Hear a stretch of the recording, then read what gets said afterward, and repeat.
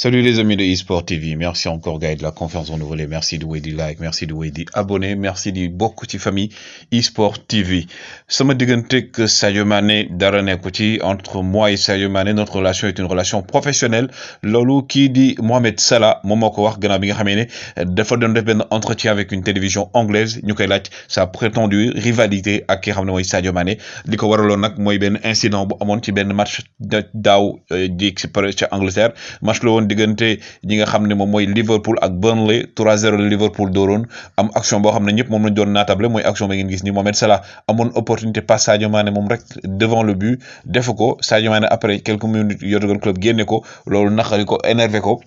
ba tax Sadio Mané musta woon gis mu kaas il est parti sur le banc il s'est défoulé plutôt sur ki nga xam ne moom mooy Jürgen Klopp ak aussi partenaire am yi nekkoon ci banc bi yëpp ñëpp gis ko mu nekkoon loo xam ne c'était une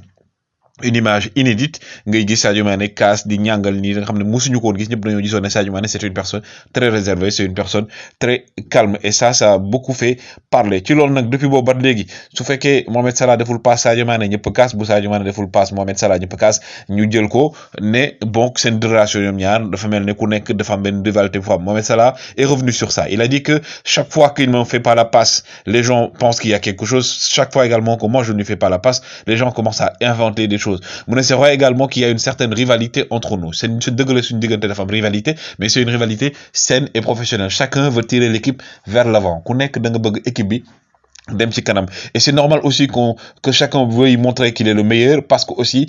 individuellement chacun a cette ambition nee na tamit normal na ku nekk si ñoo bëgg wane ne yaa fi mën yaay patron bi parce que aussi ay nit lañ te aussi ku nekk da ngay am ambition dans ta vie mais nee na au-delà de cela mook Sadio Mané ce sont des amis en dehors et sur le terrain parce que également relations professionnelles la ce sont des amis ce sont des professionnels ce sont des collègues et aussi ce sont des Africains et que ñooy bokk terrain bi ñoom ñaar ñëpp ku nekk xam nga ne il faut que nga joxe lu nga mën pour équipe bi mën a dem ci kanam chacun d'entre eux doit jouer dans l'intérêt de l'équipe et que aujourd'hui nii tey moom amul intérêt mu mën a def benn passe boo xam ne pour Sadio Mané la du ko def Sadio Mané tamit amul intérêt boobu du ko def nee na parfois aussi tu sors des matchs nga xam ne nga ne sa xel non est-ce que tey ñii niñ ma waroon jàppale wuñ ma ko nee na loolu moom da koy dal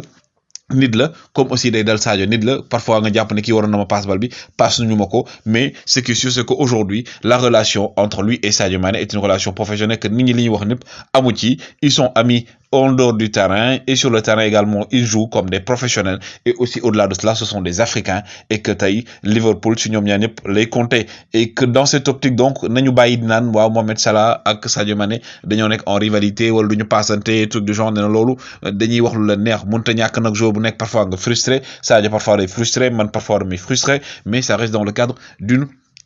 compétition dans le cadre du sport non lay demee mais entre les deux ñoom seen ambition mooy gagner le maximum de trophées avec Liverpool porter Liverpool vers l'avant parce que ce sont les hommes forts les métronomes de l'équipe de Liverpool Sadio Mané est un joueur important de l'équipe de Liverpool loolu Mohamed Salah moo ko wax comme tout également Mohamed Salah est un joueur important dans l'effectif de Liverpool comme on dirait que c'est comme du Bonnie and Clyde hein c'est comme également Romario et Bebeto sur le terrain aujourd'hui on a Salah et Sadio Mané sur le même terrain à Anfield Road au niveau de Liverpool loolu la yàlla dogal et que ñoom tey seen réussite ñoom ñaar mooy tax Liverpool dem ci kanam et quand on a parlé de grand Liverpool d'un très grand Liverpool c'est parce que il y a eu Sadio Mané et Mohamed Salah sur le terrain et Jürgen Klopp ça il le sait moo tax bëggul ñaari joueurs mi sax teel a dem ci Coupe d'Afrique bi booy fàttaliku Liverpool ba muy gagner Ligue des Champions c'est Sadio Mané qui a eu le penalty et c'est Mohamed Salah qui l'a tiré et qui a permis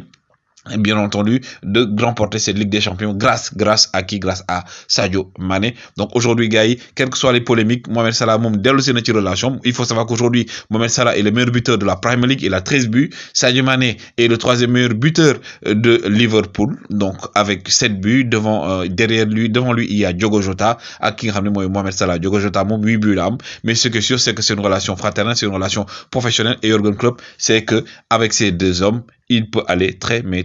loin avec Liverpool et que jamono ji seen bëgg-bëgg mooy jëlaat championnat bi nga xam ne dañ ko pertroon daaw d'une manière bien entendu d'une manière très humiliante parce que Liverpool daaw li mu jël ci défaite ci Anfield Road gëjoon na ko jël donc c'est quelque chose boo xam ne ça les tient à cœur en tout cas gars yi l'information c'était ça Mohamed Salah a parlé de sa rivalité avec Sadio Mané nee na loolu amul donc yéen à